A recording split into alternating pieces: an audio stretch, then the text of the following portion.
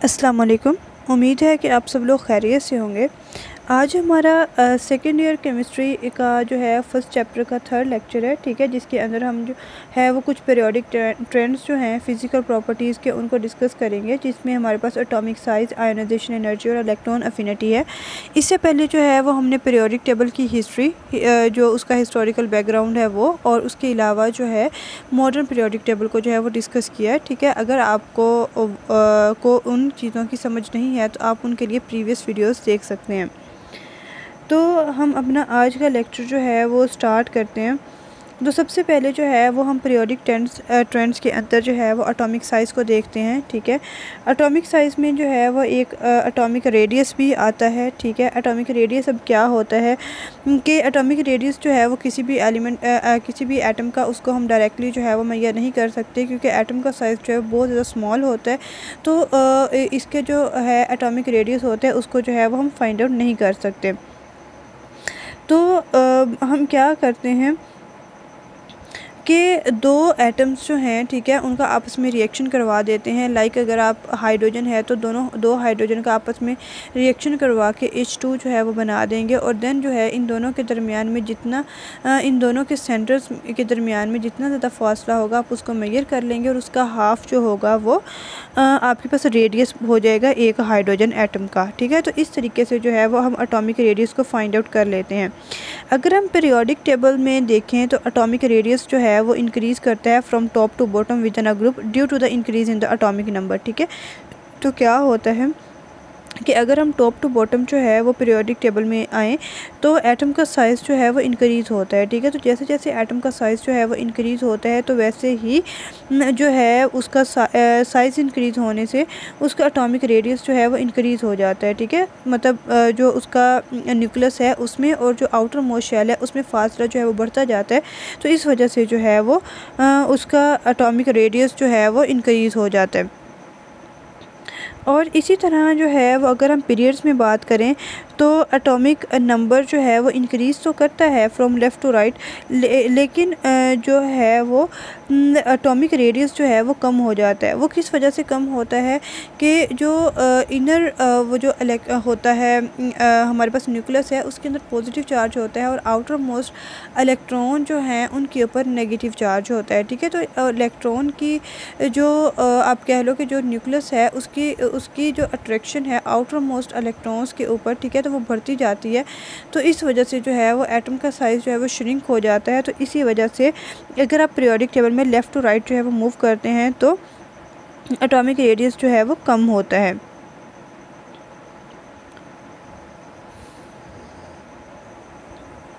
तो यहाँ पे भी यही बताया गया है कि जो एटॉमिक रेडियस है वो डिक्रीज़ क्यों होते हैं, क्योंकि जो पॉजिटिव चार्ज है न्यूक्लियस में वो इंक्रीज़ हो जाता है, ठीक है। तो जैसे जैसे पॉजिटिव चार्ज जो है वो इंक्रीज़ होता है तो नेगेटिवली चार्ज इलेक्ट्रॉन्स जो होते हैं शेल में वो पुल होते हैं क्लोज़र टू द न्यूक्लियस, ठीक है।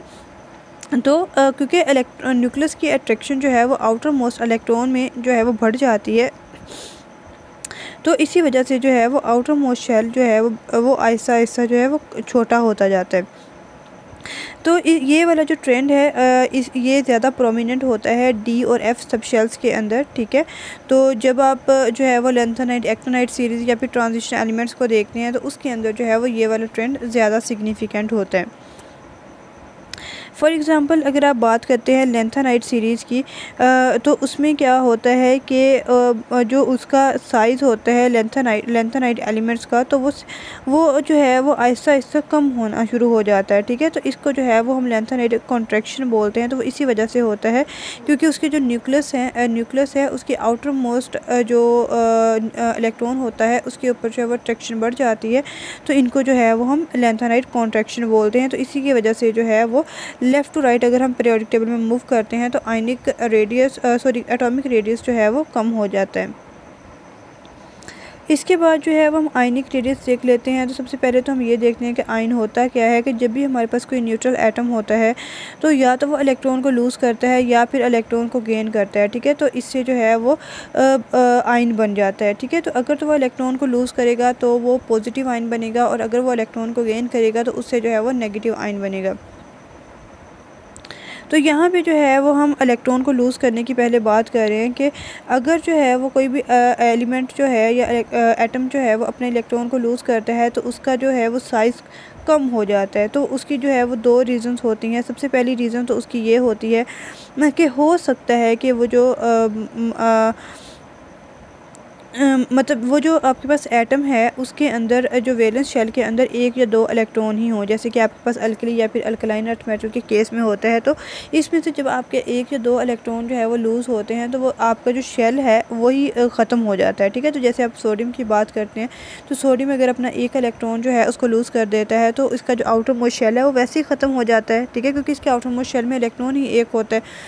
तो इस वजह से जो है पहली तो इसमें बात ये की गई है कि अगर एक या दो इलेक्ट्रॉन हैं वो किसी भी न्यूट्रल एटम में से लूज़ होते हैं तो इससे जो है वो आउटर मोस्ट शेल जो है वो ख़त्म भी हो सकते हैं। और दूसरे नंबर पे ये है कि जब भी इलेक्ट्रॉन जो है वो रिमूव होते हैं किसी भी न्यूट्रल एटम में से तो उससे जो है वो प्रोटॉन और इलेक्ट्रॉन की रेशियो जो है वो डिस्टर्ब हो जाती है। इलेक्ट्रॉन जो है वो कम हो जाते हैं और प्रोटॉन की रेशियो ज़्यादा हो जाती है।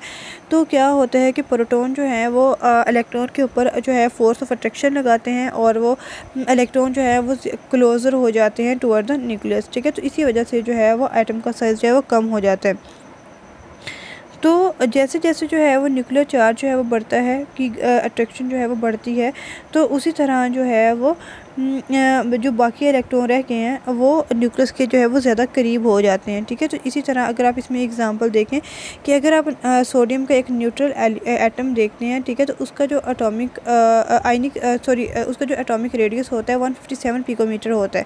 लेकिन अगर उसमें वो अपना एक इलेक्ट्रॉन को लूज़ कर देता है और आयनिक रेडियस जो फिर अगर हम उसका देखें तो वो 95 पिकोमीटर होता है। तो इसी वजह से होता है क्योंकि अपना आउटर मोस्ट शेल जो है उसको आप कह लो कि लूज़ कर चुका होता है।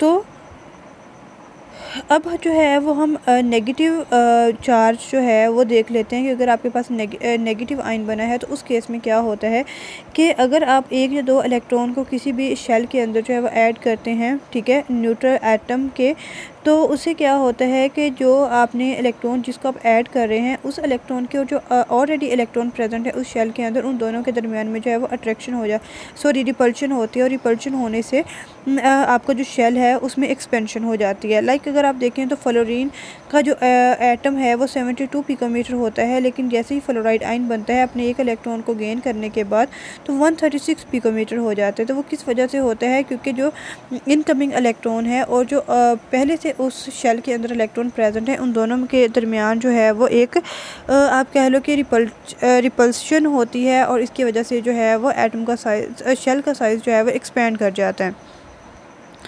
तो अगर हम ग्रुप में बात करते हैं तो सिमिलर चार्ज आयन जो है वो इंक्रीज़ करता है from size in size from top to bottom, ठीक है। और इसी तरह जो है अगर हम पीरियड में बात करते हैं तो आइसोइलेक्ट्रिक पॉजिटिव आयन जो है वो उसका जो है वो आयनिक रेडियस कम होता है जब हम लेफ़्ट टू राइट मूव करते हैं। तो ये इसी वजह से होता है क्योंकि जैसे ही हम लेफ़्ट टू राइट जो है वो मूव करते हैं तो इससे जो है वो न्यूक्लियर चार्ज जो है वो इंक्रीज़ हो जाता है। इसी तरह जो सेम ट्रेंड है अब उसको हम ऑब्ज़र्व करते हैं आइसो इलेक्ट्रॉनिक नेगेटिव आयन्स में, ठीक है, पीरियड के अंदर। तो इसमें जो है वो आयनिक साइज़ जो है वो डिक्रीज़ करता है फ्रॉम लेफ़्ट टू राइट। तो ये जो है वो आपको पीरियोडिक टेबल जो है वो दिखाया गया है। तो जैसे ही हम जो है वो हीलियम की इससे जो है वो हाइड्रोजन की तरफ मूव करते हैं तो आपका एटॉमिक रेडियस जो है वो इंक्रीज़ होता है। और इसी तरह अगर आप हाइड्रोजन से नीचे फ्रांसियम की तरफ मूव करते हैं तो इसमें भी एटॉमिक रेडियस जो है वो इंक्रीज़ होता है, ठीक है। तो अगर आप हाइड्रोजन से from left to right in the periodic table move करते हैं तो इससे जो है वो एटॉमिक रेडियस डिक्रीज़ होगा। और वैसे ही अगर आप from bottom to top move करते हैं तो इससे भी जो है वो एटॉमिक रेडियस जो है वो कम होगा। इसके बाद जो है वो हम आयोनाइजेशन एनर्जी देख लेते हैं। तो आयोनाइजेशन एनर्जी क्या होती है? किसी भी एलिमेंट की मिनिमम अमाउंट ऑफ एनर्जी होती है जो कि किसी भी इलेक्ट्रॉन को जो है वो रिमूव करने के लिए ज़रूरी होती है आउटर मोस्ट शेल से, ठीक है। कि आपके पास कोई आइसोलेटेड गैसियस एटम है, ठीक है, उसकी ग्राउंड स्टेट में आपने क्या करना है कि उसका जो आउटर मोस्ट शेल है वहाँ से आपने एक इलेक्ट्रॉन को जो है वो रिमूव करना है। तो उसके लिए जो एनर्जी की ज़रूरत होगी उसको जो है वो हम आयोनाइजेशन एनर्जी बोलते हैं। लाइक सोडियम है, ठीक है, सोडियम अगर अपना एक इलेक्ट्रॉन जो है वो लूज़ करता है तो इसके लिए हमें 496 किलो जॉल पर मोल एनर्जी की जो है वो ज़रूरत होगी। तो जब हमारे पास ये वाली अमाउंट ऑफ एनर्जी जो है वो हम इसको प्रोवाइड करेंगे तो वहाँ से जो है वो अपना ये एक इलेक्ट्रॉन जो है वो लूज़ कर देगा। इसी तरह वो वाले तमाम एलिमेंट्स जिनमें इलेक्ट्रॉन की जो है वो आप कह लो कि नंबर ज़्यादा होते हैं, तो उनकी एक या एक से ज़्यादा जो है वो आयनाइजेशन एनर्जी होती है। जिसमें अगर आप मैग्नीशियम की एग्जांपल लेते हैं तो मैग्नीशियम अगर अपना एक इलेक्ट्रॉन लूज़ करता है तो इस केस में इसकी आयनाइजेशन एनर्जी जो है 738 किलो जूल पर मोल होती है। और इस तरह अगर आप देखें तो मैग्नीशियम में 2 इलेक्ट्रॉन होते हैं आउटर मोस्ट शेल में, तो ये अपने 2 इलेक्ट्रॉन को लूज़ करते हैं, तो इससे आके इनकी जो आयनाइजेशन एनर्जी होती है 1451 किलो जूल पर मोल होती है। इसी तरह जो है अगर आप देखें ग्रुप में के अंदर अगर वेरिएशन देखें तो आयनाइजेशन एनर्जी जो है वो मैग्नीट्यूड जो होता है न्यूक्लियर चार्ज का, साइज़ जो होता है एटम का, और उसके अलावा जो शील्डिंग इफ़ेक्ट होता है, तो इन 3 फैक्टर्स के ऊपर जो है वो डिपेंड करती है। तो शील्डिंग इफ़ेक्ट क्या होता है? शील्डिंग इफ़ेक्ट एक्चुअल में एक रिपल्शन होती है जो आपका न्यूक्लियस है और आउटर मोस्ट शेल के दरमियान में, और वो रिपल्शन किस वजह से होती है? वो इलेक्ट्रॉन्स की वजह से होती है कि वो जो आपका न्यूक्लियस है उसके बाहर जितने भी इलेक्ट्रॉन्स हैं, ठीक है, अनटिल जो है वो आउटर मोस्ट शेल तक, ठीक है, तो वो तमाम इलेक्ट्रॉन जो है वो न्यूक्लियस और जो आउटर मोस्ट शेल है इन दोनों के दरमियान में जो है फासला कायम रखते हैं। तो इसको जो है वो हम शील्डिंग इफ़ेक्ट बोलते हैं। तो जैसे ही अगर हम ग्रुप के अंदर आयोनाइजेशन एनर्जी का देखते हैं न, तो वो साइज़ जो है एटम का वो इंक्रीज़ होता है, ठीक है। तो अगर हम शील्डिंग इफ़ेक्ट भी देखते हैं तो जैसे जैसे एटम का साइज़ जो है वो इंक्रीज़ होता है तो ये वाला इफ़ेक्ट भी इंक्रीज़ हो जाता है, ठीक है। तो अगर हम अपना ग्रुप के अंदर जो है अपने आयनाइजेशन एनर्जी की वैल्यू को देखते हैं तो ठीक है, तो ग्रुप के अंदर अगर हम नीचे की तरफ मूव करते हैं तो आयनाइजेशन एनर्जी जो है वो डिक्रीज़ होती है। नेक्स्ट आपके पास ये एक पीरियोडिक ट्रेंड जो है वो दिखाया गया है। तो इसमें जितने भी एरोज़ हैं वो जिस साइड पे उनका एरो हेड है तो उस साइड पे वो इंक्रीजिंग जो है वो अमाउंट की बात की गई है। जैसे अगर आप इसमें इलेक्ट्रॉन एक्टिविटी की बात करें जिसको रेड लाइन से शो किया गया है, आयनाइजेशन एनर्जी और इलेक्ट्रॉन अफिनिटी की बात करते हैं, तो ये तमाम जो हैं अगर आप लेफ़्ट टू राइट मूव करते हैं पीरियोडिक टेबल में तो ये इंक्रीज़ होती हैं, और इसी तरह अगर आप बॉटम टू टॉप मूव करते हैं तो वह इंक्रीज़ होती हैं। इसका मतलब क्या हुआ कि अगर आप टॉप टू बॉटम जो है वो किसी भी पीरियड के अंदर जो है वो मूव करेंगे तो इससे आपके आयनाइजेशन एनर्जी की वैल्यू जो है ना वो कम हो जाएगी। इसी तरह अगर हम पीरियड के अक्रॉस जो है वो आयनाइजेशन एनर्जी की वैल्यू देखते हैं तो इसमें क्या होता है कि अगर आप लेफ़्ट टू राइट मूव करेंगे पीरियड में तो इससे न्यूक्लियर चार्ज जो है वो इंक्रीज़ होगा, ठीक है। और इसी वजह से जो है वो जब न्यूक्लियर चार्ज जो है वो इंक्रीज़ होगा तो न्यूक्लियस की और आउटर मोस्ट जो इलेक्ट्रॉन है इनकी जो है आप कह लो कि इनके दरमियान में अट्रैक्शन जो है वो बढ़ जाएगी। तो इससे जो है वो आपको इलेक्ट्रॉन को लूज़ करना जो है वो बहुत ज़्यादा मुश्किल हो जाएगा। तो इसी वजह से जो है वो आयनाइजेशन एनर्जी जो है वो इंक्रीज़ हो जाएगी, मतलब कि हमें उस इलेक्ट्रॉन को जो आउटर मोस्ट शेल के अंदर प्रेजेंट है उसको रिमूव करवाने के लिए हमें ज़्यादा एनर्जी की जो है वो ज़रूरत होगी। तो अगर हम ये भी कहते हैं कि चलो जो अब हम लेफ़्ट टू राइट मूव करते हैं पीरियड में तो इससे नंबर ऑफ़ इलेक्ट्रॉन जो हैं वो भी इंक्रीज़ होते हैं, लेकिन अगर आप देखें तो शील्डिंग इफ़ेक्ट जो है वो इतना ज़्यादा इंक्रीज़ नहीं हो रहा क्योंकि आपके पास जो है वो सेम शेल है, ठीक है। तो इस वजह से जो है इसमें शील्डिंग इफ़ेक्ट का जो है वो इतना ज़्यादा रोल नहीं होता।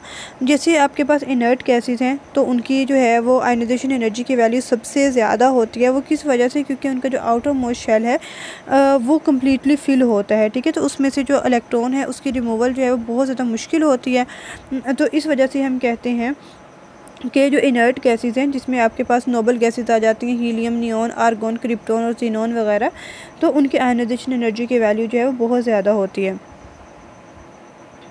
नेक्स्ट जो है वो हम इलेक्ट्रॉन अफिनिटी का ट्रेंड देख लेते हैं। तो ये इलेक्ट्रॉन अफिनिटी क्या होती है? जो ये वो वाली एनर्जी होती है जो या तो रिलीज़ होती है या एब्जॉर्ब होती है, ठीक है। तो वो एनर्जी जो कि इलेक्ट्रॉन्स को किसी भी गैशियस एटम के अंदर जो है वो आप कह लो कि ऐड करने के लिए ज़रूरी होती है और उससे जो है फिर नेगेटिव आयन बनता है, तो इसको जो है वो हम आयनाइजेशन एनर्जी बोलते हैं। तो ये एनर्जी जो है वो रिलीज़ भी हो सकती है और एब्जॉर्ब भी हो सकती है। तो अभी हम देखते हैं कि किन केसेस में ये रिलीज़ होती है और किन केसेस में ये रिमूव होती है। इसमें देखें सबसे पहले जो है एग्जांपल दी गई है कि अगर आपके पास फ्लोरीन एटम है, ठीक है, और वो न्यूट्रल है, तो उसमें आप अगर एक इलेक्ट्रॉन को ऐड करते हैं तो इससे आपके पास फ्लोराइड आयन बनता है, जिसकी आयोनाइजेशन एनर्जी की इलेक्ट्रॉन अफिनिटी की वैल्यू जो है -337 किलो जूल पर मोल होती है। तो इस प्रोसेस में एनर्जी जो है वो यूजुअली रिलीज़ होती है, क्योंकि इलेक्ट्रोनेगेटिव एलिमेंट जो है वो एनर्जी को एब्जॉर्ब करता है, ठीक है। और फर्स्ट इलेक्ट्रॉन जब इसके अंदर ऐड किया जाता है तो इस केस में जो हम एनर्जी को जो है वो नेगेटिव साइन से रिप्रेजेंट करते हैं। तो इसके अलावा जो है अगर आप सेकंड इलेक्ट्रॉन जो है वो किसी भी यूनी नेगेटिव आयन के अंदर जो है वो ऐड करेंगे, तो जो इनकमिंग इलेक्ट्रॉन होगा, ठीक है, उसकी और जो ऑलरेडी प्रेजेंट नेगेटिव आयन होगा यूनी नेगेटिव आयन के अंदर, तो इनके दरमियान में जो है आप कह लो कि एक रिपल्शन जो है वो कॉज हो जाएगी। तो इस वजह से जो है इस प्रोसेस में एनर्जी जो है वो रिलीज़ नहीं होगी बल्कि एब्जॉर्ब होगी, ठीक है। तो इस वजह से जो है हम इसको पॉजिटिव साइन से रिप्रेजेंट करेंगे। जिस तरह आपके पास ये ऑक्सीजन है, ऑक्सीजन के अंदर अगर आप एक इलेक्ट्रॉन को ऐड करते हैं तो इसकी इलेक्ट्रॉन अफिनिटी की वैल्यू जो है -141 किलो जूल पर मोल होती है, ठीक है। तो इसी तरह अगर आप ओ नेगेटिव, अब यूनी नेगेटिव आयन है, इसके अंदर अगर आप इलेक्ट्रॉन को ऐड करते हैं तो इससे आपके पास जो है वो O2 नेगेटिव बनते हैं, तो जिसकी जो इलेक्ट्रॉन अफिनिटी की वैल्यू 780 किलो जूल पर मोल होती है। तो यहाँ से हमें पता चला कि इसकी रीज़न क्या होगी कि यहाँ पे इलेक्ट्रॉन अफिनिटी की वैल्यू पॉजिटिव है, क्योंकि जो ऑलरेडी नेगेटिव आयन है और जो इनकमिंग इलेक्ट्रॉन है, इन दोनों की तरफ में रिपल्शन होती है, जिसकी वजह से जो है हमें एनर्जी जो है वो रिलीज़ होने की बजाय एब्जॉर्ब करवानी पड़ती है। तो जैसे ये वाला जो है वो ट्रेंड दिखाया गया है, इसके अंदर जो इलेक्ट्रॉन अफिनिटी की वैल्यू देखें आप, लेफ़्ट टू राइट जो है वो इंक्रीज़ हो रही है, और इसी तरह बॉटम टू टॉप जो है भी इंक्रीज़ हो रही है। नेक्स्ट जो है अगर हम इसका पीरियोडिक टेबल में ट्रेंड देखते हैं तो इलेक्ट्रॉन अफिनिटी की वैल्यू जो है वो size of atom, nuclear charge और वैकेंसीज़ जो होती हैं आउटर मोस्ट शेल के अंदर, उसके ऊपर जो है वो डिपेंड करती है। और अगर आप देखें तो रिलेटिवली स्मॉलर एटम्स जो होते हैं, जिनके अंदर 1 से 2 वैकेंसीज़ होती हैं, तो उनकी जो आउटर मोस्ट शेल मतलब आउटर मोस्ट शेल में जो 1 से 2 वैकेंसीज़ होती हैं, तो उनकी जो इलेक्ट्रॉन अफिनिटी की वैल्यू जो होती है वो बहुत ज़्यादा होती है, ठीक है। तो जिस तरह इलेक्ट्रॉन अफिनिटी जो है इसी तरह इंक्रीज़ करती है with increasing in the atomic number with in a period, ठीक है। और इसी तरह जो है वो डिक्रीज़ करती है from lighter to heavier element in the given group of the periodic table, ठीक है। तो यही हमारा आज का लेक्चर था। आई होप कि आपको समझ आ गई होगी। अगर कहीं से कन्फ्यूजन हो तो आप एक कमेंट सेक्शन में पूछ सकते हैं। अल्लाह हाफिज़।